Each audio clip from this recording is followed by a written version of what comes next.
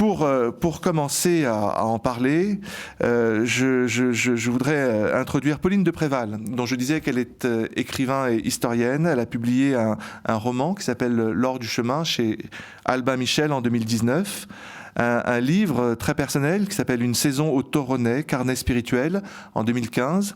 Un ouvrage d'histoire que j'ai beaucoup aimé aussi, Jeanne d'Arc, sur la terre comme au ciel. Et vous êtes donc l'auteur, Pauline de Préval, de ce superbe livre, écrit à deux voix avec Paul Kichilov, Sous l'œil du dragon. Alors forcément, ma question c'est pourquoi ce livre ? Comment, Pauline de Préval, comment est venue cette idée du livre ? Eh bien, je venais d'acheter à Paul un tableau qu'il avait peint 10 ans auparavant et qui représentait un ange qui veillait avec une tendresse ineffable sur le sommeil d'un enfant. Et il m'aidait à transporter ce tableau chez moi.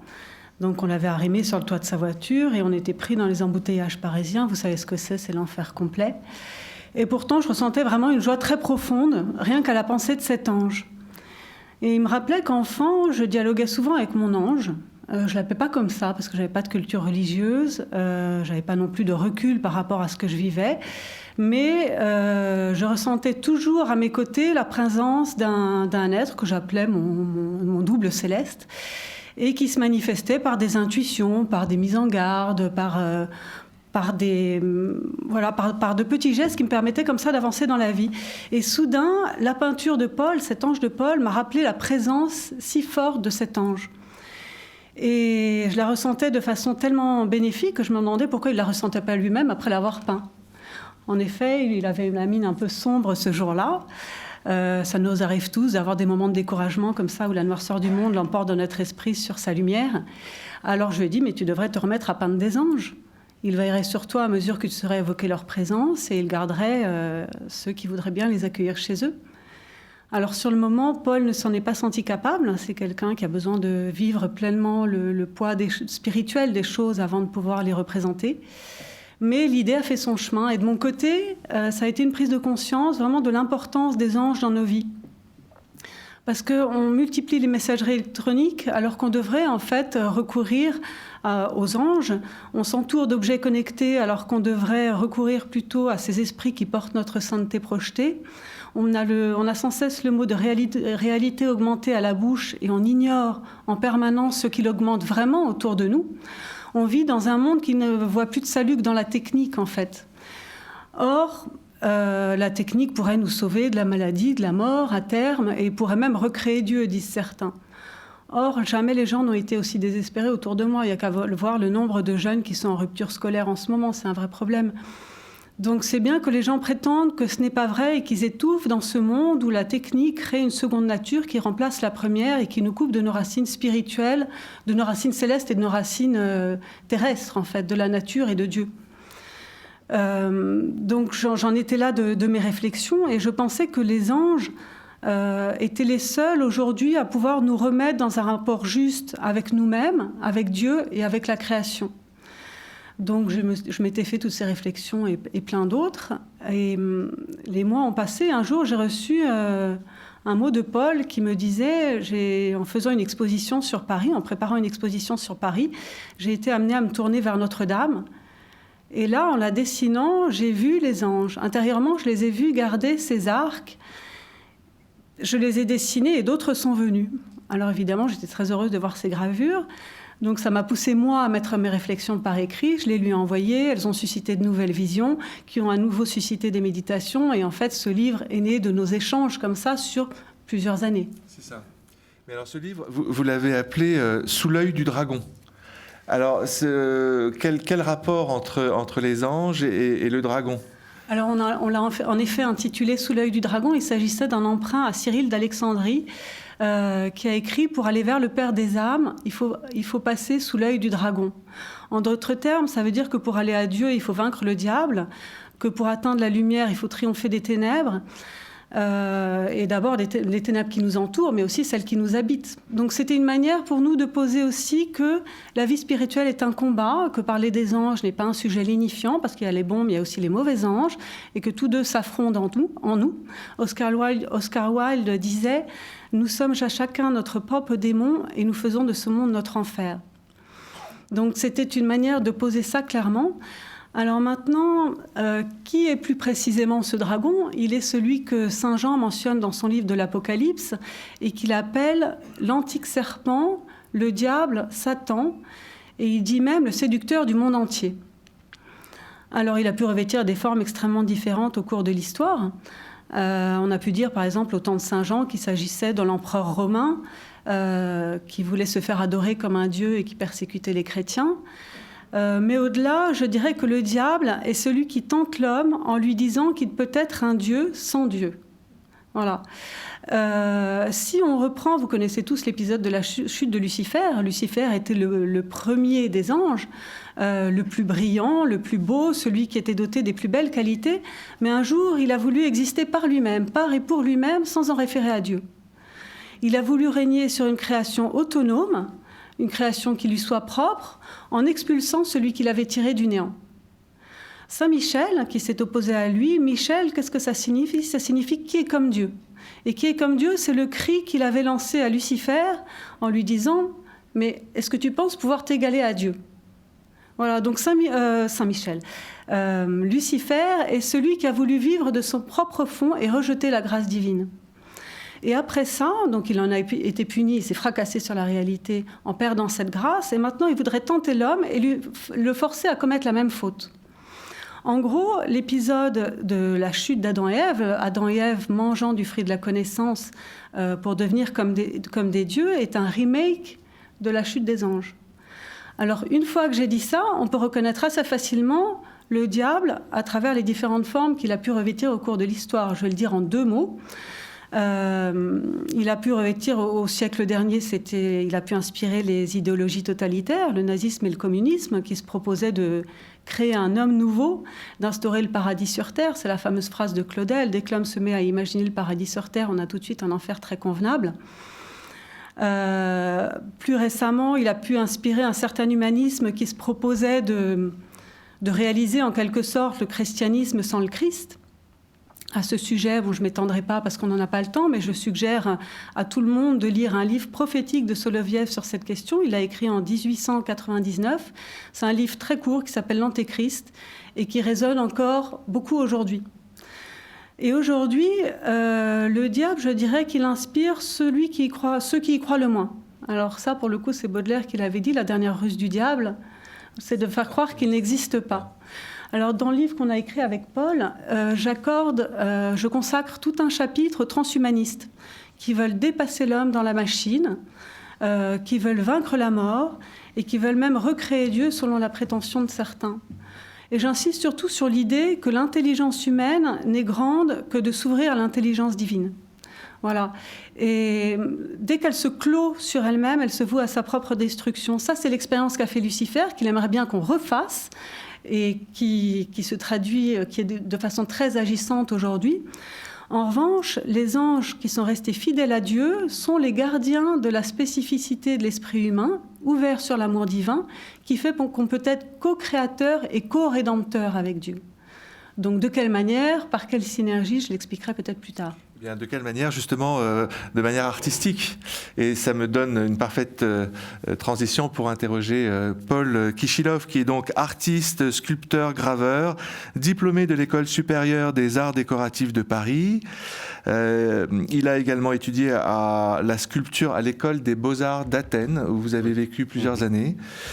Et vous avez organisé nombre d'expositions. Et ce soir, donc, cette exposition au Collège des Bernardins. Alors, comment dans votre travail artistique, je sais que vous êtes inspiré beaucoup par la poésie, notamment la poésie russe. Comment dans ce travail artistique, les anges et les démons sont-ils présents et comment ça se manifeste artistiquement ? Alors, je vais parler de mon cas particulier personnel. Les anges et les démons les anges en particulier ne sont pas venus tout de suite. Quoique l'ange Je suis donc de tradition orthodoxe, né orthodoxe. Les anges sont très présents. Lorsqu'on va à la liturgie à l'église, les anges sont dans les petites entrées. Il y a la présence de l'ange est permanente. La présence de l'ange on se réfère à l'ange gardien naturellement. Je prie encore mon ange gardien. On a cette présence de l'ange gardien. Sur l'iconostase, il y a toujours les portes de part et d'autre. Les portes, justement, sont portées par les anges. Donc, enfant, si on y va, nous, c'était à l'époque en URSS, on y allait peu, c'était pas si facile. On y allait peu parce que c'était loin, peu d'églises étaient ouvertes. Il y avait, c'était très beau, très très noir de monde. Mais enfin, c'était un grand événement d'y aller, partir en métro, c'était tard tôt le matin. Mais certainement, ça a imprégné. Ensuite, il y a ce côté donc Russie orthodoxie où la spiritualité est très présente dans l'art, où justement l'art est un enjeu de survie spirituelle dans un cas d'un totalitarisme, même s'il était moins ardent que sous Staline, mais c'était tout de même un monde où il fallait défendre ce monde intérieur. Donc l'art était quelque chose de sérieux, d'important, un enjeu vital pour chacun, et au niveau de sa conscience personnelle, de sa dignité. Arrivé en France, j'ai vécu autre chose, c'était un monde différent, avec, ça m'a beaucoup apporté, mais là on rentre dans quelque chose de plus léger. J'ai beaucoup aimé la bande dessinée, j'ai beaucoup aimé le fantastique, j'ai lu beaucoup de livres de fantastique. Dans le fantastique, l'ange, il est étrange en fait, il est assez peu présent, le démon est plus présent, mais et c'est curieux parce que quand Pauline parlait justement, quel est ce dragon ? Mais l'art est un jeu un petit peu subtil et dangereux. C'est-à-dire que dessiner, c'est pas sans conséquence. Et j'ai toujours considéré que c'était un petit peu en fait dangereux de se mettre à dessiner. C'est-à-dire qu'à la limite, il vaudrait mieux ne rien faire. Parce que si on le fait, on se livre, on crée justement le monde dans lequel on avance. Et ce monde-là, peut-être, ça devient le vôtre finalement. Ce serait ne rien faire, on n'est plus libre. Et on peut accueillir plus facilement une présence qui vient d'une manière inattendue. Mais si on a beaucoup travaillé, qu'on a créé son monde, qu'on l'a en quelque sorte avec attention, avec amour, donc avec passion, donc ça veut dire que ça a vraiment pris une forme intérieure en vous. Il faut se méfier de ce monde que l'on crée. C'est-à-dire qu'il faut en avoir conscience. Or, l'art joue avec beaucoup, le dragon aussi, moi par exemple. Et après, ça a donné un autre travail que je fais, que j'ai mené à bien. Et le conte joue un rôle très important pour moi aussi. Le conte, l'univers du conte. Le conte très important. Et le conte, maintenant, le Christ, bien sûr, très important. Et il y a pas mal d'années, je m'étais imaginé voir le monde par l'œil du dragon. Je voulais être le dragon, en quelque sorte. C'est-à-dire que j'avais imaginé créer une structure, porter sur moi un dragon, en fait, et devenir le dragon, pour voir le monde par l'œil du dragon. Parce que le dragon n'est pas que négatif. Il y a bien sûr une tradition du dragon qu'il porte une charge spirituelle de rébellion ou de danger. Mais il y a aussi, et aussi justement lorsqu'on parle de la science est aussi un dragon, mais ça peut être un dragon extrêmement intelligent, et un dragon qui éclaire le monde et qui, au contraire, nous donne la connaissance du monde. Moi, je vois le dragon aussi comme cet être à multiples facettes, qui a une faculté de percevoir les choses, d'intelligence. Et ça, c'est pas négatif. Et l'art est un jeu, mais c'est un jeu dangereux. C'est-à-dire qu'en fait, on a tendance à devenir un démiurge. On est un démiurge, en fin de compte. Donc on crée, en effet, comme ce que prétend être Lucifer, mais c'est un peu ce que crée. C'est dangereux. Et ce qui fait que les anges ont du mal un peu à s'immiscer là-dedans. Parce que comme dans ce monde qui se crée, est-ce qu'ils ont encore leur place ? En fait, et l'ange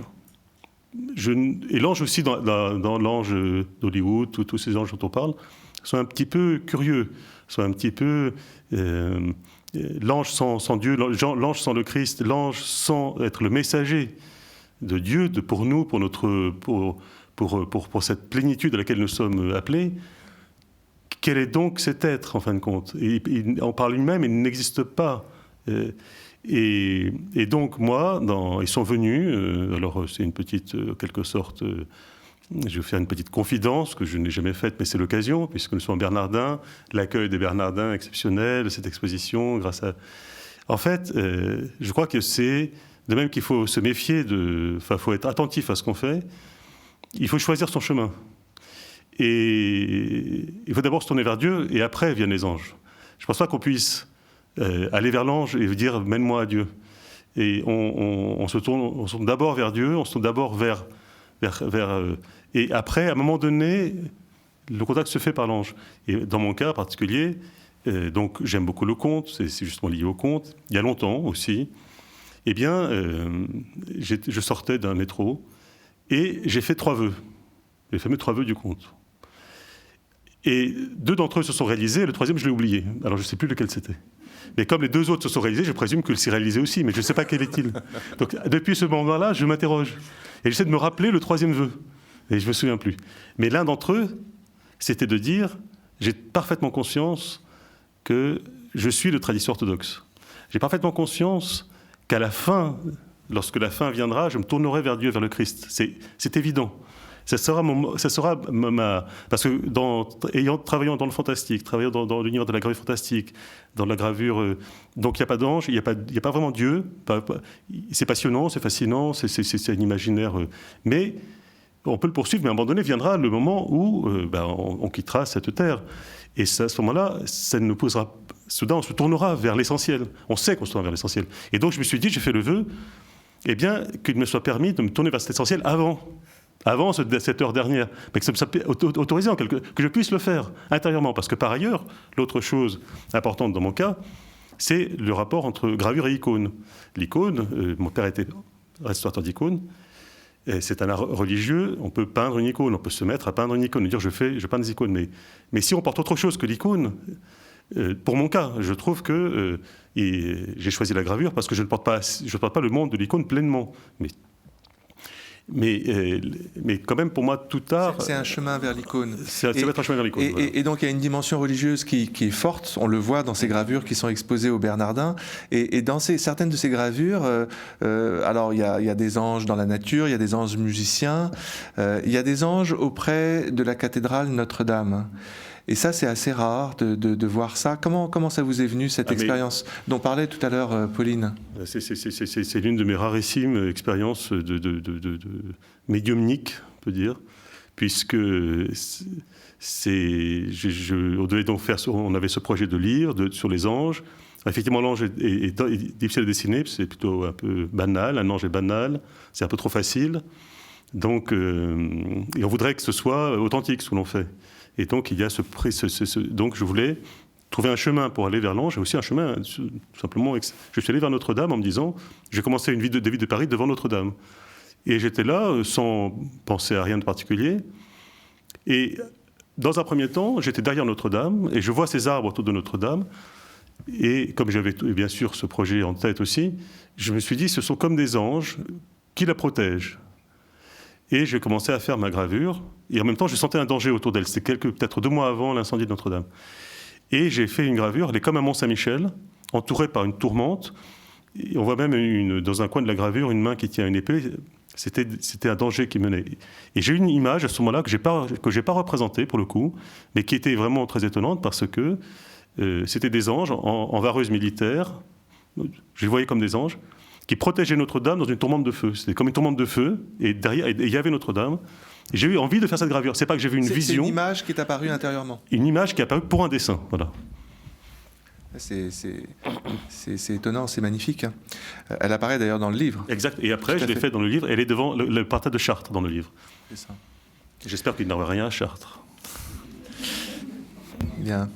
Alors, j'aimerais aussi introduire Patrice Van Hersel, qui est journaliste, écrivain, qui a fait partie de la grande aventure de Actuel, le magazine Actuel que je lisais dans ma jeunesse, qui a été rédacteur en chef de Clé également, qui a écrit plusieurs ouvrages, beaucoup d'ouvrages tout à fait passionnants. Et l'un de ces ouvrages s'appelle La Source Blanche. L'étonnante histoire des dialogues avec l'ange, paru chez Grasset en 1995. Et c'est l'histoire de Gita Malache, cette artiste hongroise qui, pendant la Deuxième Guerre mondiale, a vécu une histoire étonnante et un dialogue avec l'ange très puissant, tellement puissant qu'elle l'a écrit, arrivé en France, Et ce livre est devenu un best-seller mondial, on peut dire, avec plus de 500 000 exemplaires vendus. Et vous avez eu la chance de la rencontrer, et elle vous a fait cette commande d'écrire sur ce dialogue avec l'ange. Donc on est vraiment très honorés, très heureux que vous soyez parmi nous, et que vous puissiez dire quelques mots sur cet épisode. Sur cet épisode. Pour moi, il arrive au bout d'un long chemin. On a tous un long chemin. Je n'avais pas d'attirance particulière, enfin d'aspiration à connaître les anges. Moi, ce qui m'était tombé sur la tête, c'était que, en tant que reporter, journaliste scientifique, j'avais été confronté à la fin de vie et à ce qu'on appelle aujourd'hui les expériences de mort imminente. À l'époque, on parlait de Near Death Experience, on disait NDE avant que ça se répande aussi en France. Et là, j'ai été piégé. Plusieurs choses assez sévères ont été dites vis-à-vis de la science, enfin, du scientisme, de la science qui se pense toute puissante et pense pouvoir expliquer l'alpha et l'oméga. Moi, j'étais au départ un journaliste plutôt scientifique et j'ai été pris au piège de ce qu'on pourrait appeler la prétention scientiste, justement. Parce que j'avais entendu parler de très loin de ces histoires de gens qu'on avait ranimés, qu'on avait sauvés de la mort. J'ignorais à l'époque que c'est un phénomène énorme, considérable, qu'aucune autre culture a connu avant nous. Dans aucune autre société, même dans la grande société chinoise, la grande société indienne, les grandes sociétés égyptiennes, sumériennes, on a pu tous les jours, grâce à des appareils de réanimation, ramener les gens, alors que normalement ils devraient partir. Et parmi ces gens qu'on ramène tous les jours, là avec le Covid, ça serait intéressant de faire l'enquête d'ailleurs dans quelques temps, de voir parmi tous ces gens qu'on a ranimés alors que, en principe, ils auraient dû mourir. Il y a un pourcentage tout à fait remarquable. Alors, il faudrait des études plus sérieuses, que l'université finance mieux, mais il semblerait qu'environ 20% des gens qu'on ramène rapportent une expérience absolument extraordinaire qui a bouleversé leur vie, qui a tout changé.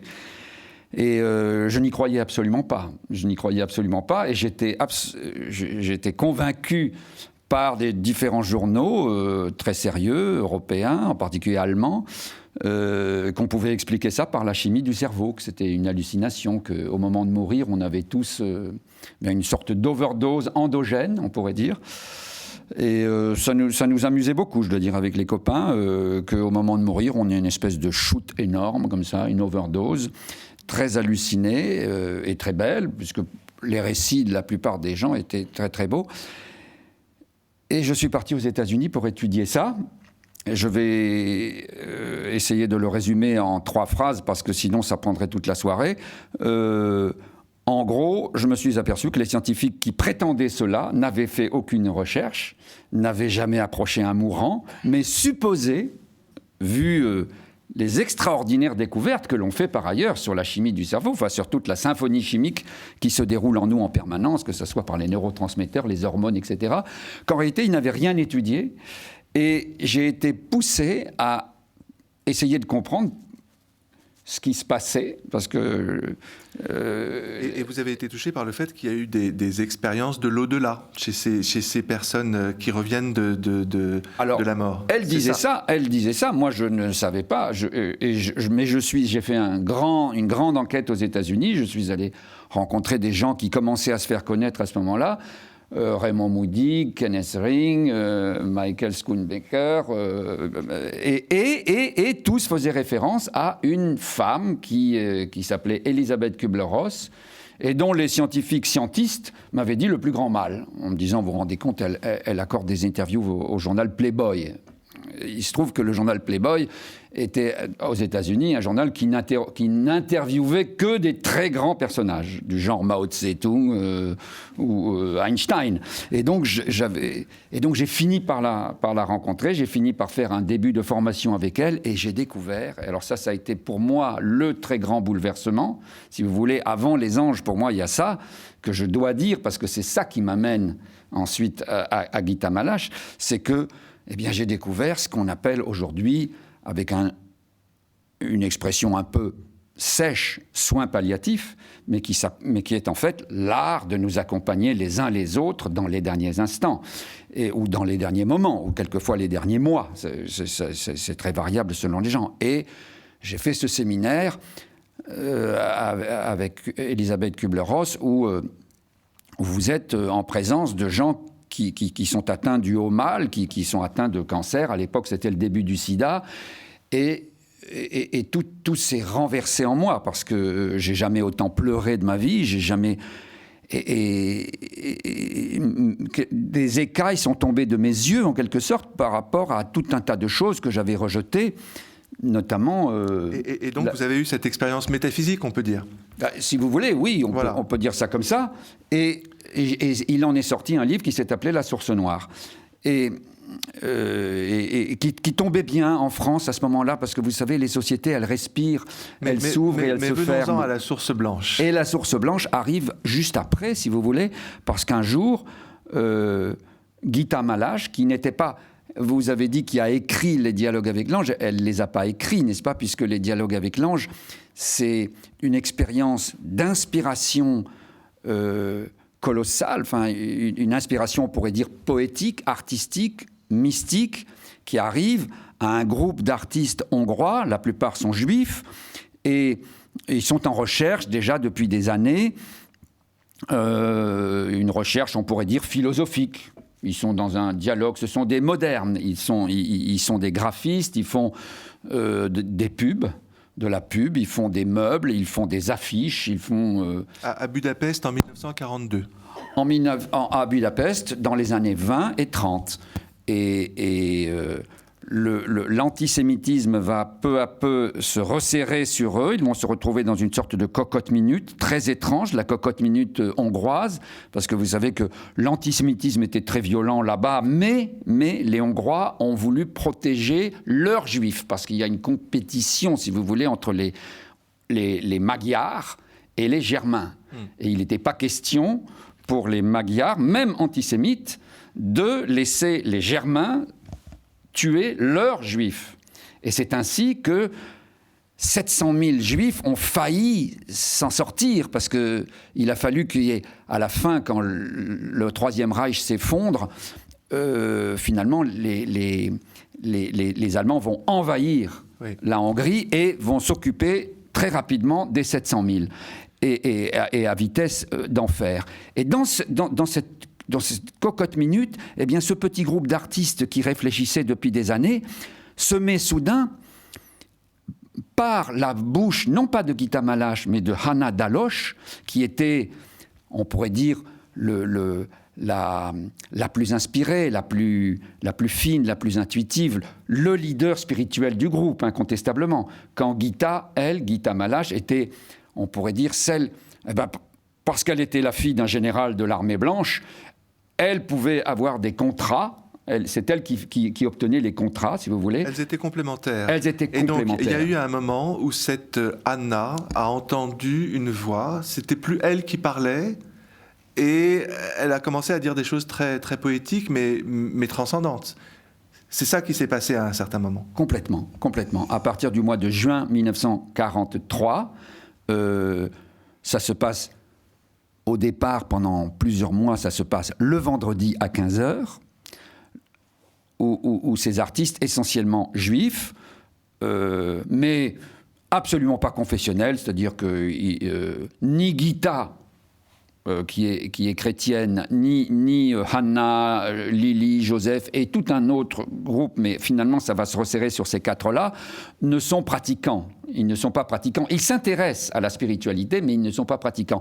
Et en effet, à partir d'un certain vendredi après-midi, tout d'un coup, Hanna se met à parler avec une voix très autoritaire, mais Gita insistait toujours beaucoup pour dire attention, c'était complètement naturel. C'était naturel, c'était comme, elle me disait, vous savez, on a tous des moments où on est plus inspiré, et elle me disait, imagine, tu es avec des copains un soir, et tout d'un coup, tu as des images très fortes qui te viennent et tu les dis, et tu es complètement présent, tu es vraiment là. Et quand les autres te disent plus tard, mais dis donc, tu étais drôlement en forme ce soir-là, eh bien, vous pouvez être amené à dire, mais je vous ai dit des trucs que je n'avais jamais pensé, qui m'arrivaient comme ça. Donc c'est une inspiration. C'est une inspiration. Jean-Yves Leloup,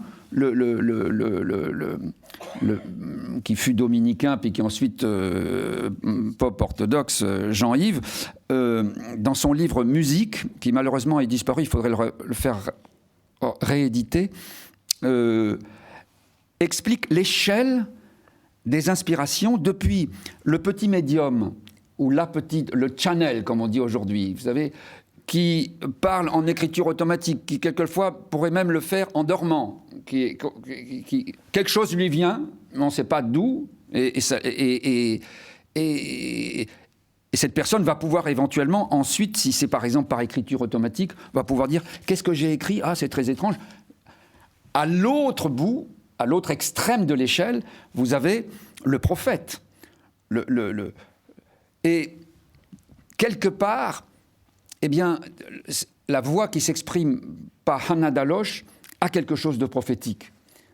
Alors on pourrait dire un peu comme Mozart. Mozart, quand on lui demandait comment est-ce qu'il était possible d'écrire un opéra en quelques nuits, il disait « J'écris sous la dictée des anges ». Moi, quand j'avais entendu ça, je le prenais au sens figuré. Je pensais oui, l'inspiration, d'où ça nous vient ? Eh bien, Gita, quand je la rencontre, parce qu'elle avait lu La Source Noire, et elle me dit, maintenant, il va falloir que tu écrives La Source Blanche, et dans des circonstances qui seraient trop longues d'expliquer là, elle me dit, tu comprends, là, parce qu'elle tutoyait tout de suite, cette ancienne championne de natation extrêmement vive, et c'était le feu, elle brûlait, alors que Hanna Daloche, c'était peut-être plutôt l'eau, elle se complétait très bien. Sauf que vous ne l'avez pas connue puisqu'elle est morte finalement. Pour juste terminer, parce que je vois que le temps passe. Pardon. Ce qui s'est passé, c'est que malheureusement, ce groupe de personnes qui a eu pendant des vendredis chaque semaine des révélations angélique. Les autres notaient. Les autres notaient, et ça a donné ce livre. Mais la situation s'est empirée en Hongrie. Elles ont été arrêtées, envoyées en camp de concentration. Elles sont décédées. Elles sont toutes décédées, presque toutes. Et Gita a pu, elle, sortir. Une fois que ses parents sont morts, au bout de 10 ans, elle a quitté la Hongrie dans les années 50. Elle est arrivée en France. Elle a d'abord connu toute une traversée communiste où elle s'en est sortie. Elle a arraché ses parents du goulag parce que son père, comme général blanc, vous pensez bien qu'il était premier sur la liste, mais elle a réussi grâce à des inspirations comme ça, complètement folles. Et ce pourquoi, et je veux juste dire une phrase avant de vous rendre le bâton de parole, c'est que ce qui me stupéfiait et qui fait que je me suis tourné vers elle et qu'elle m'a très très bien accueilli, c'était que j'apprenais que ces gens avaient été, on peut dire littéralement, dans la joie, alors qu'ils savaient ce qui allait leur arriver, parce qu'ils ont refusé des passeports, les passeports Wallenberg, ils auraient pu fuir. Ils ont refusé, ils savaient qu'ils allaient mourir dans des conditions abominables, et pourtant le message de joie est intense. Et ça, c'était une énigme pour moi énorme. Comment on peut danser dans la joie alors qu'on se trouve aux portes de la Shoah et qu'on va y mourir ? Merci beaucoup. C'est un témoignage absolument fascinant, passionnant et qui fascine beaucoup de personnes dans le monde. Ça a été traduit dans beaucoup de langues, y compris en ukrainien, je crois par le dissident Pliouch, voilà, dont j'ai connu l'épouse. Pauline de Préval, Paul Kichilov, comment vous réagissez par rapport à un tel récit, celui de Guy Tamalache, l'idée d'une inspiration qui traverse comme ça soudainement, de façon inattendue, par surprise presque, une révélation angélique, comment vous vous situez par rapport à ça ? Je ne peux qu'en prendre acte. C'est ce genre d'expérience qu'on peut pas juger, en fait. J'ai rien à en dire de particulier. À mon avis, la seule personne qui puisse en parler, c'est la personne qui l'a vécu, authentiquement. Après, moi, je n'ai pas à me prononcer dessus. C'est-à-dire que vous avez écrit, par exemple, sur Jeanne d'Arc. Oui. Jeanne d'Arc aussi a entendu des voix. Donc, il y a eu cette inspiration qui a marqué... Jeanne d'Arc, vous avez écrit un livre sur elle, ça vous a probablement intrigué, fasciné, et vous avez adhéré finalement au message de Jeanne d'Arc. C'est pareil, moi je peux que prendre acte de ce qu'elle a vécu. L'Église d'ailleurs dans son procès en canonisation, elle l'a pas canonisée parce qu'elle avait entendu des voix. Simplement, elle l'a canonisée pour ses qualités personnelles. Ces voix, j'ai lu même des... Alors, elle n'en a jamais donné de description exacte. Quand elle est face à ses juges, elle finit par les décrire, parce qu'il l'y accule, il la harcèle de questions. Donc il les décrit, mais sous la forme qu'elle a vue représentée dans les églises. Elle le dit elle-même. Mais pour le reste, on ne saura jamais vraiment à quoi représenter ces voix. Elle a parlé de voix accompagnées de lumière, de petites particules lumineuses, mais on ne le saura jamais. Mais je dirais le message de sainte aussi. Elle était proche, oui, tout à fait. Certaines saintes. Mais on ne peut qu'en prendre acte. Moi, je me dis simplement, je pense que vu ce qu'elle a vécu, j'ai donc écrit sur elle, j'ai lu intégralement les actes dans son procès, toutes ses réponses, la manière dont elle a été harcelée par ses juges, je pense qu'elle n'aurait pas pu tenir si vraiment elle n'avait pas eu en effet des voix et quelque chose de surnaturel qui la tenait. Et il y a un moment qui est très important dans sa vie, très intéressant, c'est celui où elle renie ses voix. À un moment donné, elle a peur, je pense qu'elle a peur de mourir et elle renie ses voix. Et là, elle se retrouve seule dans sa prison. Et elle se dit, mais si je renie ces voix, ça veut dire que tout ce que j'ai fait n'a pas de sens. Ma vie n'a pas de sens. Et tout à coup, elle s'est rendue compte que ces voix avaient plus de réalité que sa propre vie. Et à ce moment-là, elle a remis son pantalon, puisqu'on l'a condamnée entre autres pour ça, et elle est partie sur le bûcher. Pour ça, c'est-à-dire et je pense qu'on ne va pas...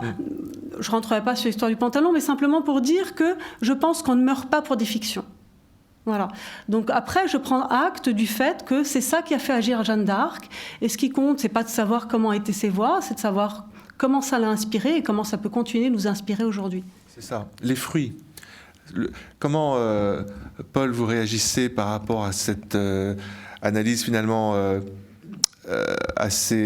avec un peu de recul? C'est-à-dire qu'il y a une réalité, manifestement, et vous l'avez présentée en parlant de l'expérience liturgique, par exemple. Oui, oui. Et en même temps, on ne peut pas en dire grand-chose avec des mots. On le constate, on le vit, et c'est un combat. Et c'est un combat dont vous disiez tout à l'heure que ça peut être un combat dangereux. Oui, alors, c'est... Une expérience comme celle-là, quand on entend parler, on a lu le témoignage, on se dit, c'est exceptionnel, ça ne m'arrivera jamais. Ça arrive à quelqu'un et ça doit être unique de vivre cela. La vie a-t-elle du sens si on n'a pas cette expérience à vivre? C'est-à-dire que pourquoi telle personne est choisie à cette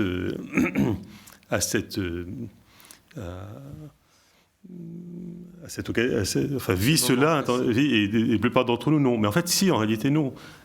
Par exemple, moi, pendant des années, parce que c'est une tradition en Russie d'apprendre la poésie par cœur, et vous dites très justement, la poésie russe joue un rôle très important pour moi. Alors, si on apprend par cœur, on sait aussi qu'Alexandre connaissait apparemment l'Iliade, ça l'a porté. En fait, les voix intérieures, il y a les voix de l'ange, bien sûr, mais il y a toutes les voix que l'homme a créées dans l'inspiration.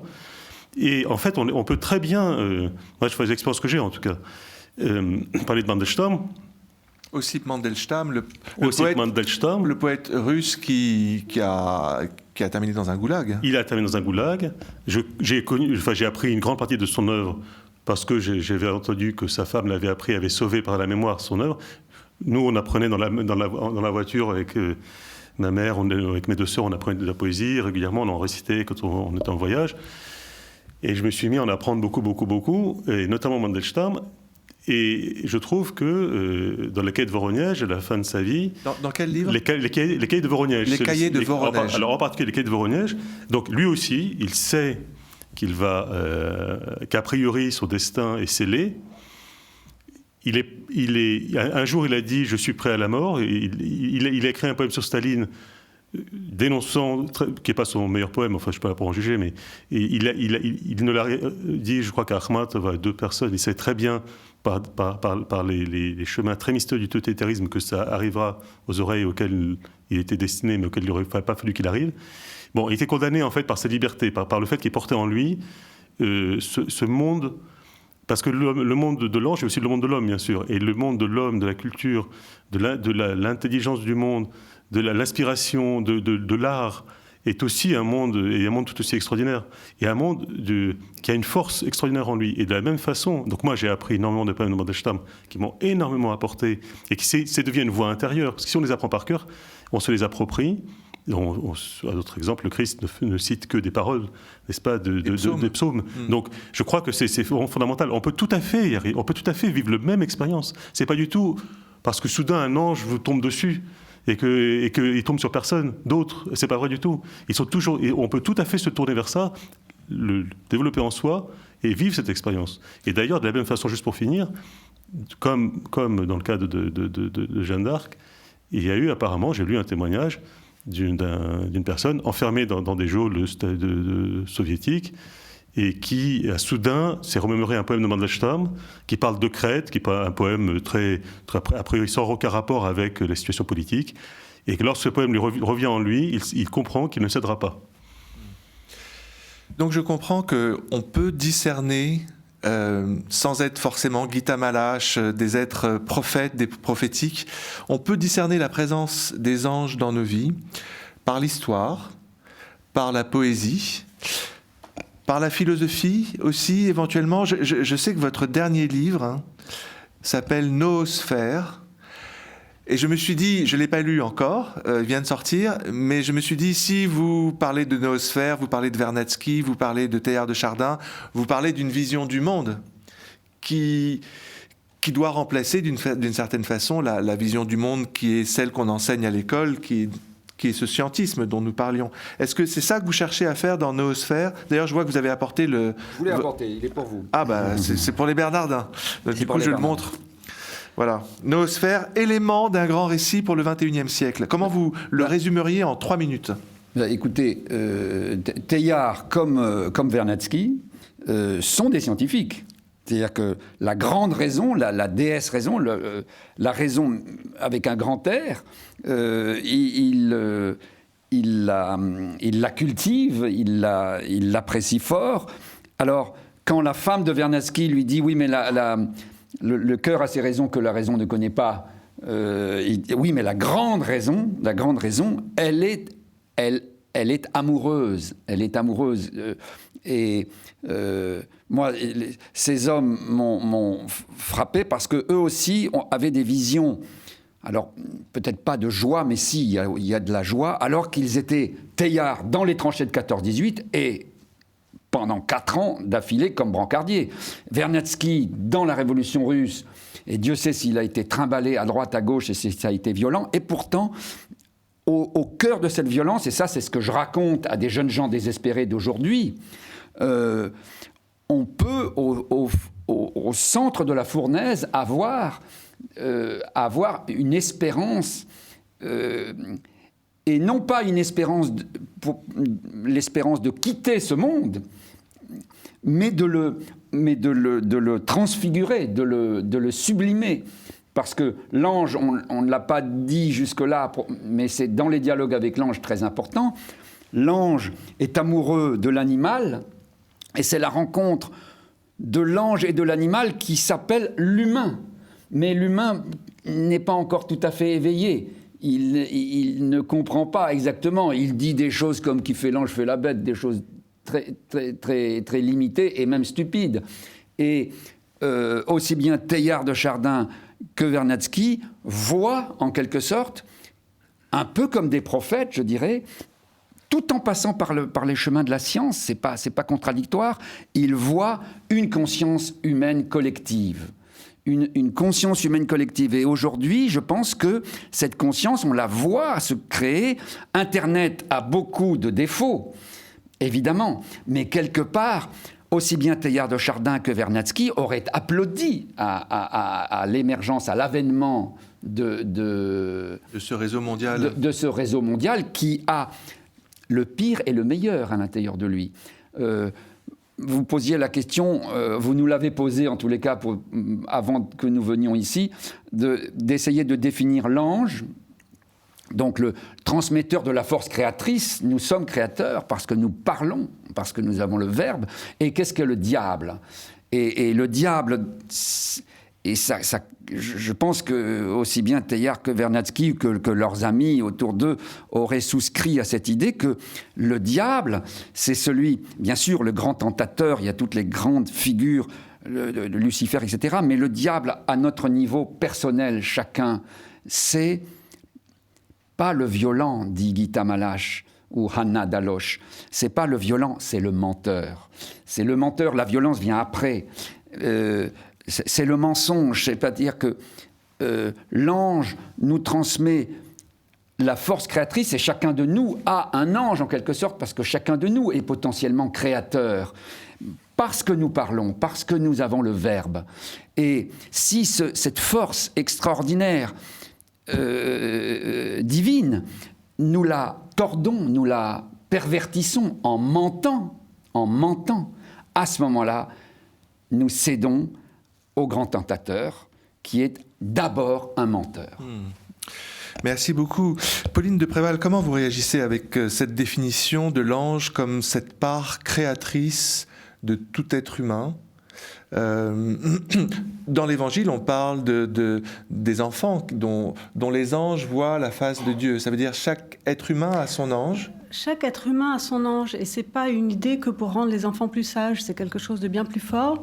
Parce que l'ange, et je pense que Gita Malache serait d'accord avec ça, je crois, ils sont porteurs de notre sainteté projetée, ils sont porteurs de l'idée que Dieu se fait de la vocation de chacun, et ils sont à nos côtés pour nous aider à l'accomplir. Alors il y en a qui bénéficient d'interventions angéliques spectaculaires, c'est le cas de Jeanne d'Arc, c'est le cas de Gita Malache, de bien d'autres. Il y a plein de saints qui ont vécu dans la familiarité des anges, mais pour la plupart d'entre nous, c'est pas le cas. Et je dirais que l'essentiel n'est pas de voir les anges. Un grand spirituel, comme Isaac le Syrien a dit, celui que se connaît lui-même est plus grand que celui qui a vu les anges. Simplement, les anges sont là et on peut les discerner. Nous, nos anges personnels, ils sont là pour nous guider dans la vie. On peut très bien les discerner sans être de grands mystiques, tout simplement par les pressions légères qu'ils nous adressent, par les intuitions.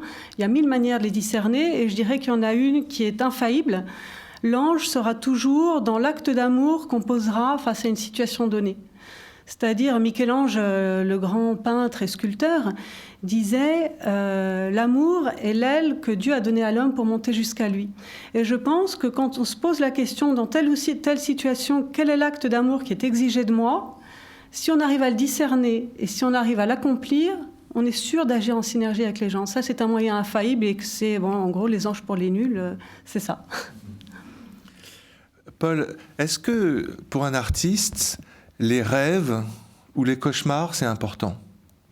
Alors, ça peut être très important. Ce qui est encore beaucoup plus important, en tout cas dans mon expérience, c'est le rêve éveillé d'une gravure que l'on fait. C'est un rêve éveillé. En fait, c'est un rêve. C'est-à-dire qu'on ne sait pas trop où on va. Même l'ange, en fait, l'ange, quand je les représente, je ne sais pas trop comment ils vont être. Certes, ils sont tout à fait comme ils doivent l'être. Ils ont des ailes mais il n'en demeure pas moins que, et c'est pourquoi j'ai longtemps hésité à m'y mettre, c'est que je ne veux pas que que l'image soit déjà prête et qu'ensuite il n'y a plus qu'à la réaliser. Donc, je fais vraiment l'expérience du rêve éveillé à tel point que peut-être même peut-on en faire en tirer une conclusion un peu plus pour la vie, c'est qu'en fait, quand on dessine, on est inquiet. Au début, on se dit, j'ai raté, c'est pas ce que je voulais faire, je suis en train de pas réussir. En ce sens, la gravure aide, parce que en gravure, on voit pas le dessin apparaître ligne noire sur page blanche. On travaille d'une manière un petit peu, pour soi-même, un petit peu inconnue. Ça passe dans des acides, ça passe dans des aquatintes. On a certes l'image en tête de ce qu'on veut arriver. Lorsqu'elle est là, elle apparaît. C'est pas tout à fait tel qu'on l'avait conçu, mais il s'est passé tout ce chemin qu'on s'est accordé. Et donc l'image est là. Et après, je me suis dit, mais en fin de compte, c'est une erreur de se dire que je vais essayer de toujours, comme un arbre que l'on coupe pour essayer de donner la forme que je cherche à donner. En fait, il n'y a que des bons chemins. Ça, finalement, comme dans un rêve, le rêve éveillé, c'est, certes, il ne faut pas faire n'importe quoi. Un jour, je dessinais, et puis soudain est apparu une espèce d'être un peu difforme, un peu pas très joli, et j'ai réalisé qu'il venait aussi... parce que j'avais un manque de connaissances, par exemple, d'anatomie. Donc, un homme, juste un corps d'homme, je pouvais pas vraiment... Je pouvais dessiner... À un moment donné, soudain, nos limites apparaissent, en dessin, par exemple. Et donc, je suis inscrit je suis allé fréquenter parce que ça me dérangeait, non pas que cet être soit apparu, parce que ça me dérangeait pas du tout, mais que j'étais pas en mesure d'en faire un autre, qui aurait été beau pour lui, voilà. Merci beaucoup pour votre attention. Merci à vous. Merci aussi merci beaucoup pour cette discussion et donc à bientôt, je l'espère, au Collège des Bernardins.